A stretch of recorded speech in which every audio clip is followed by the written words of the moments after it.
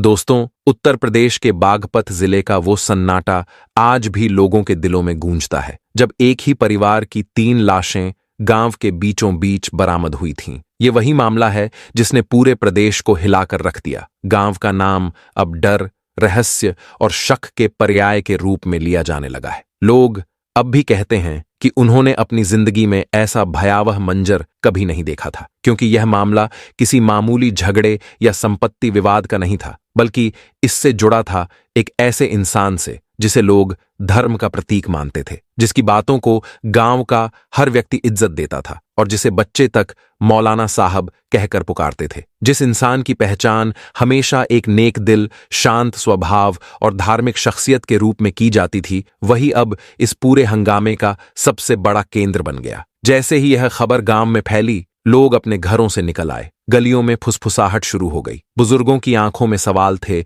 और बच्चों के चेहरों पर डर। हर कोई बस यही कह रहा था कि क्या ऐसा हो सकता है कि वही मौलाना जो लोगों को रोज अच्छाई की राह पर चलने की शिक्षा देते थे, वही अपने ही परिवार को मिटा दें। लेकिन जब असली परतें खुलीं तो हर किसी के पैरों तले जमीन खिसक गई। सुबह का वक्त था, सूरज अभी पूरी तरह निकला भी नहीं था। गांव में रोज की तरह लोग खेतों की ओर निकल रहे थे। औरतें घर के बाहर झाड़ू पोछा कर रही थीं, बच्चे स्कूल की तैयारी में थे। तभी किसी ने घबराई हुई आवाज में चिल्लाकर कहा, मौलाना साहब के घर कुछ गड़बड़ हो गई है। ये शब्द सुनते ही लोग दौड़ पड़े। कोई बगल की गली से आया, कोई खेत से भागता हुआ। जब सब लोग मौलाना के घर के अंदर पहुंचे तो वहां जो दृश्य था उसने हर किसी की आंखें फाड़ दी। घर के अंदर सन्नाटा पसरा था, जैसे वहां वक्त ठहर गया हो। चीजें बिखरी हुई थीं, फर्श पर खून के निशान थे और माहौल में एक अजीब सी बदबू थी। हर कोई हैरान था कि आखिर हुआ क्या है। कुछ देर में किसी ने पुलिस को फोन किया और जल्द ही सायरन बजाती गाड़ी घर के बाहर आकर रुकी।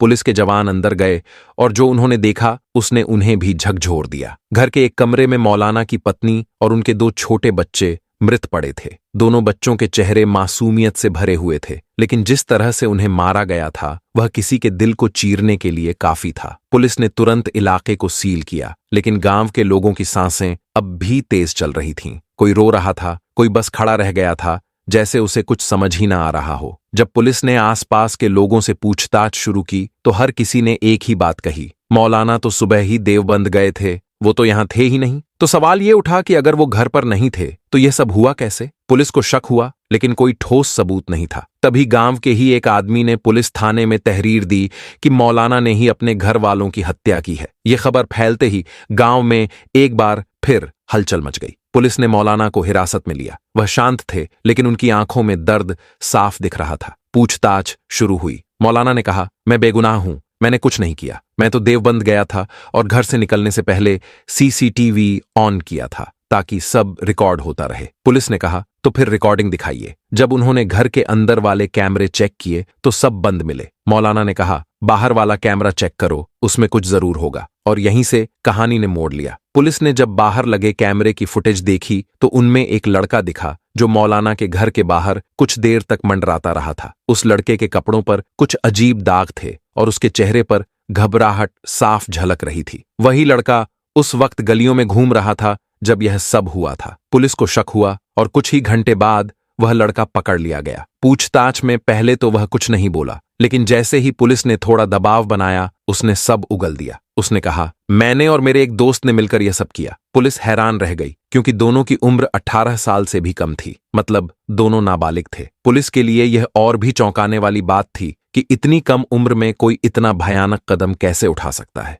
जब उनसे पूछा गया कि उन्होंने ऐसा क्यों किया तो उनका जवाब हर किसी की रूह कंपा देने वाला था। उन्होंने कहा कि मौलाना हमें पढ़ाते थे, रोज सबक याद करने को कहते थे, गलती होती तो डांटते थे और कभी कभी मारते भी थे। धीरे धीरे हमारे अंदर गुस्सा भर गया। हमें लगा कि वह हमें हर दिन नीचा दिखाते हैं, हमें दूसरों के सामने शर्मिंदा करते हैं। उनके घर में उनकी बीवी भी हमें टोकती थी, ताने देती थी। एक दिन हमने तय कर लिया कि अब बहुत हो गया, अब हमें उन्हें सबक सिखाना है। दोस्तों, जरा सोचिए, क्या किसी बच्चे के मन में इतना जहर अकेले भर सकता है, या किसी ने उन्हें उकसाया? आप क्या सोचते हैं? ऐसा गुस्सा अपने आप पैदा हो सकता है या किसी ने इनके कान भरे? अपनी राय जरूर बताएं कमेंट बॉक्स में। बहरहाल बच्चों ने आगे बताया कि जब मौका मिला उन्होंने अपने प्लान को अंजाम दे दिया। उन्होंने कहा कि उन्हें डर था कि कोई उन्हें देख न ले, इसीलिए उन्होंने बड़ी चालाकी से काम किया। जब पुलिस ने पूछा कि उन्होंने मासूम बच्चियों को क्यों नहीं छोड़ा, तो उनका जवाब और भी खतरनाक था। उन्होंने कहा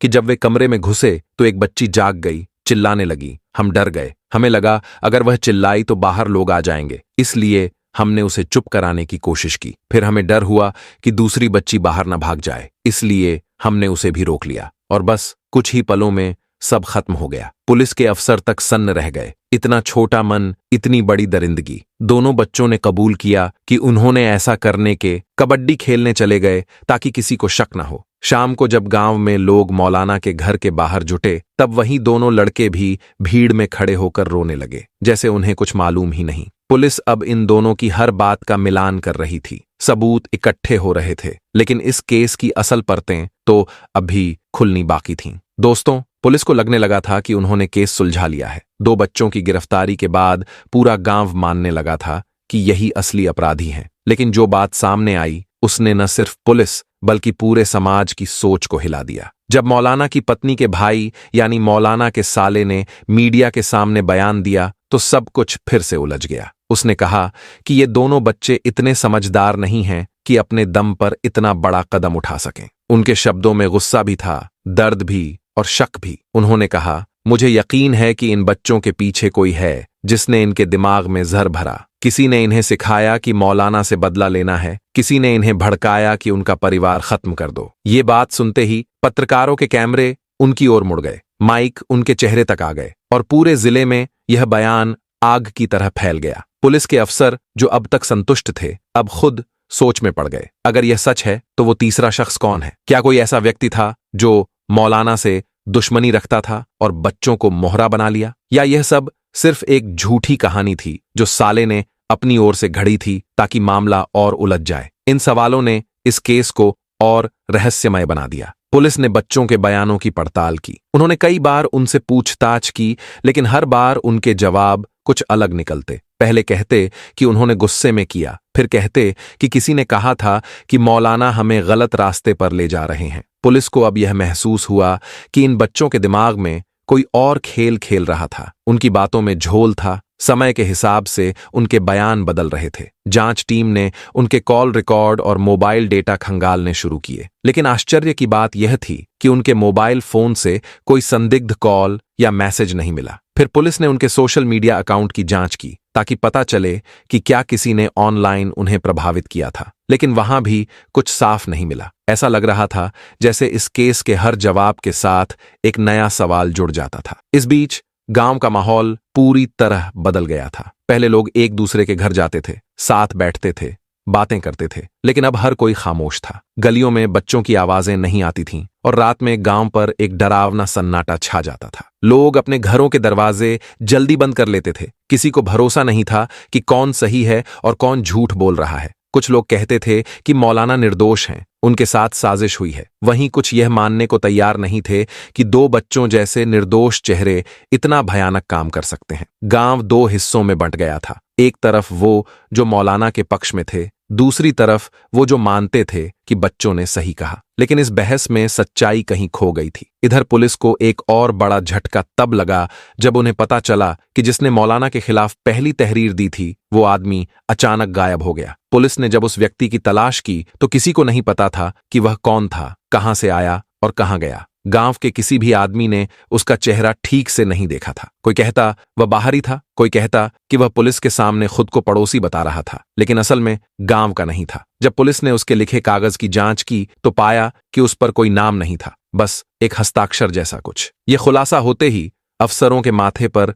पसीना आ गया, क्योंकि अब शक और गहरा हो गया था। यह सिर्फ एक हत्या नहीं थी, बल्कि एक सोच समझकर रचा गया जाल था। मौलाना खुद भी टूटा हुआ इंसान बन चुके थे। वह थाने में बैठे बैठे बार बार यही कहते, मुझे नहीं पता किसने किया, लेकिन मेरे बच्चों को क्यों मारा गया? मेरी बीवी ने क्या बिगाड़ा था? उनके चेहरे पर बेबसी थी। उन्होंने कहा कि उन्हें पहले से एहसास था कि कोई उनके परिवार को नुकसान पहुंचाना चाहता है, इसलिए उन्होंने सीसीटीवी लगाया था और देवबंद से जल्दी लौट आए थे। लेकिन उन्हें अंदाजा नहीं था कि सब कुछ इतनी जल्दी खत्म हो जाएगा। पुलिस ने उनकी बातों की जांच की और जो फुटेज मिला उसने फिलहाल उन्हें निर्दोष साबित कर दिया। अगर वो कैमरा फुटेज न होता तो शायद मौलाना आज भी सलाखों के पीछे होते। अब सवाल ये था कि ये दोनों बच्चे आखिर कहां से प्रभावित हुए? क्या उन्हें किसी ने मानसिक रूप से कंट्रोल किया या किसी ने किसी धार्मिक या सामाजिक कारण से उन्हें इस्तेमाल किया? गांव के बुजुर्गों का कहना था कि पिछले कुछ महीनों से कुछ अजनबी लोग गांव में आते जाते देखे गए थे, जो अक्सर बच्चों के साथ बैठते और बात करते थे। किसी ने कभी गौर नहीं किया, क्योंकि गांव में बाहर वालों का आना जाना आम बात थी। लेकिन अब जब यह मामला खुला तो लोगों ने उन चेहरों को याद करना शुरू किया। कुछ ने बताया कि उन लोगों में से एक बार बार मौलाना के घर के आसपास देखा गया था। दोस्तों, जरा ठहरिए और सोचिए, क्या यह सब संयोग था या किसी बड़ी साजिश का हिस्सा? क्या यह सच में बच्चों का गुस्सा था या किसी ने उनके जरिए एक धार्मिक व्यक्ति को निशाना बनाया? क्या ऐसा हो सकता है कि कोई तीसरा व्यक्ति जो अब तक पर्दे के पीछे था, सब कुछ अपनी योजना के तहत चला रहा था? आप अपनी राय जरूर बताएं कि आपको क्या लगता है। क्या यह मामला सिर्फ एक बदले की कहानी है या कुछ और गहरा? कमेंट में जरूर लिखें, ताकि आपकी सोच भी इस रहस्य की कड़ी बन सके। अब पुलिस ने बच्चों के बयान बदलते देख सीबीआई जांच की सिफारिश की। केस अब राज्य स्तर से केंद्र तक पहुंचने लगा। मीडिया हर रोज नई कहानियां चला रही थी, लेकिन सच्चाई अब भी परछाइयों में छिपी थी। मौलाना का परिवार खत्म हो चुका था, लेकिन उनकी इज्जत बची थी या नहीं, इसका फैसला अब वक्त को करना था। गांव में अब हर कोई यह कह रहा था कि असली खेल किसी और का है, जो अब तक सामने नहीं आया। और यही वो बिंदु था जहां से इस कहानी का सबसे गहरा मोड़ शुरू होता है। उत्तर प्रदेश के बागपत जिले का वो छोटा सा गांव, जहां एक रात ने 3 जिंदगियों को निगल लिया, आज भी उस भयावह सन्नाटे से कांपता है। पुलिस के खुलासे के बाद पूरा देश सोच में पड़ गया कि आखिर ऐसा क्या हुआ था कि एक ही परिवार के 3 लोगों को बेरहमी से मौत के घाट उतार दिया गया। मौलाना इब्राहिम, उनकी पत्नी फातिमा और उनका छोटा बेटा हाशिम, तीनों की लाशें उनके ही घर में मिली। घर के भीतर खून की बूंदें, टूटी वस्तुएं और बिखरे कपड़े एक भयावह संघर्ष की कहानी बयां कर रहे थे। पुलिस जब मौके पर पहुंची तो उन्हें अंदाजा हो गया कि यह कोई साधारण हत्या नहीं, बल्कि किसी नजदीकी व्यक्ति का काम है। लेकिन असली मोड़ तो तब आया जब जांच की गहराई में जाकर सच्चाई सामने आई। शुरुआत में गांव वालों का शक किसी बाहरी व्यक्ति पर गया था। कुछ ने कहा कि शायद चोरी के इरादे से कोई अंदर घुसा होगा। कुछ ने कहा कि यह पुरानी दुश्मनी का बदला है। लेकिन पुलिस को जल्द ही ऐसा सबूत मिला जिसने सबको हिलाकर रख दिया। मौलाना इब्राहिम के घर से बरामद मोबाइल फोन, जिसमें कुछ कॉल रिकॉर्डिंग और चैट मौजूद थीं, उस पूरी साजिश की नींव साबित हुई। पुलिस ने जब उन रिकॉर्डिंग्स को सुना तो एक नाम बार बार सामने आ रहा था, इमरान, जो मौलाना का पुराना जानकार था और पिछले कुछ महीनों से उनके घर आता जाता रहता था। धीरे धीरे यह बात सामने आई कि इमरान ही इस पूरी योजना का हिस्सा था। लेकिन बात यहीं खत्म नहीं हुई। जांच आगे बढ़ी तो पुलिस ने पाया कि मौलाना के घर के आसपास लगे सीसीटीवी कैमरों में इमरान को उस रात घर के पास घूमते हुए देखा गया था। लेकिन जैसे जैसे पुलिस ने उससे पूछताछ की, उसने अपने बयान बदलने शुरू कर दिए।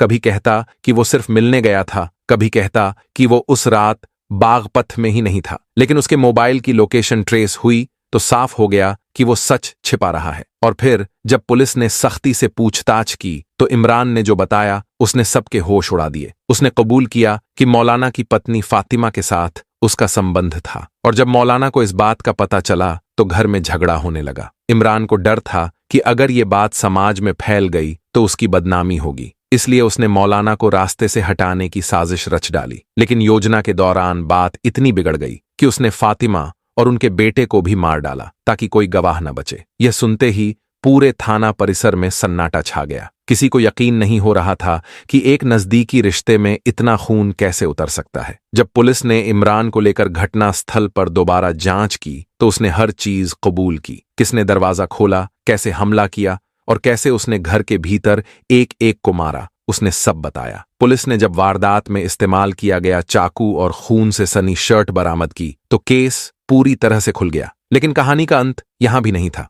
गांव में अफवाहें फैलने लगीं कि इस हत्या के पीछे सिर्फ इमरान नहीं बल्कि किसी तीसरे व्यक्ति का भी हाथ था। कुछ लोग कहते थे कि इमरान को किसी ने उकसाया, कोई कहता कि ये सब किसी बड़े षड्यंत्र का हिस्सा था। दोस्तों, यहीं एक बड़ा सवाल उठता है, क्या इंसान की नफरत उसे इस हद तक गिरा सकती है कि वो अपने करीबी लोगों की भी जान ले ले? आपको क्या लगता है, ऐसे अपराधों की जड़ सिर्फ एक इंसान की गलती होती है या समाज की चुप्पी भी इसमें बराबर की जिम्मेदार है? अपनी राय हमें कमेंट बॉक्स में जरूर बताएं। क्योंकि आपका नजरिया इस कहानी का सबसे अहम हिस्सा है। आगे चलकर इस केस में चार्जशीट दाखिल हुई। पुलिस ने सारे सबूत कोर्ट के सामने रखे, DNA report, fingerprint, CCTV footage, call record और गवाहों के बयान। कोर्ट ने जब ये सब सुना तो फैसला सुनाने में देर नहीं की। इमरान को तीनों हत्याओं का दोषी मानते हुए उम्र कैद की सजा सुनाई गई। लेकिन उस सजा के बावजूद गांव में आज भी उस रात की चीखें गूंजती हैं। हर गली, हर दीवार, हर पेड़ जैसे उस खून की गंध को याद करता है। कहते हैं जब कोई अपराध होता है तो सिर्फ एक परिवार नहीं, पूरा समाज घायल होता है। मौलाना इब्राहिम के घर के पास से आज भी कोई बिना रुके नहीं गुजरता। लोग मानते हैं कि वहां आज भी उनकी आत्माएं भटकती हैं। कुछ ने तो यह भी कहा कि रात के वक्त वहां से रोने की आवाजें आती हैं। पुलिस ने इन बातों को अंधविश्वास करार दिया, लेकिन गांव वालों के लिए वो डर आज भी सच्चाई से कम नहीं। इसी केस ने समाज के सामने एक बड़ा आईना रखा, जहां रिश्तों की पवित्रता पर लालच, ईर्ष्या और धोखे की परतें चढ़ चुकी थीं। एक मौलाना जिसने जिंदगी भर शांति का पैगाम दिया, उसका अंत इतना दर्दनाक हुआ कि सुनने वाला हर इंसान सिहर उठा। अंत में बस यही कहा जा सकता है कि बागपत ट्रिपल मर्डर केस सिर्फ एक क्राइम स्टोरी नहीं, बल्कि उस सच्चाई का आईना है कि जब इंसान अपनी इंसानियत खो देता है तो वो किसी भी हद तक जा सकता है। और यही वजह है कि ऐसी घटनाएं हमें सोचने पर मजबूर करती हैं कि क्या हमारे समाज में अब भी रिश्तों में वो भरोसा बचा है, या फिर हम सब धीरे धीरे एक ऐसे दौर में जा रहे हैं जहां हर कोई बस अपने मतलब के लिए जी रहा है। अगर आप चाहते हैं कि ऐसी और सच्ची, रहस्यमय और इंसानियत को झकझोर देने वाली कहानियां आप तक पहुंचती रहें, तो हमारे चैनल को सब्सक्राइब करें, वीडियो को लाइक करें और शेयर करें, ताकि सच हमेशा जिंदा रहे।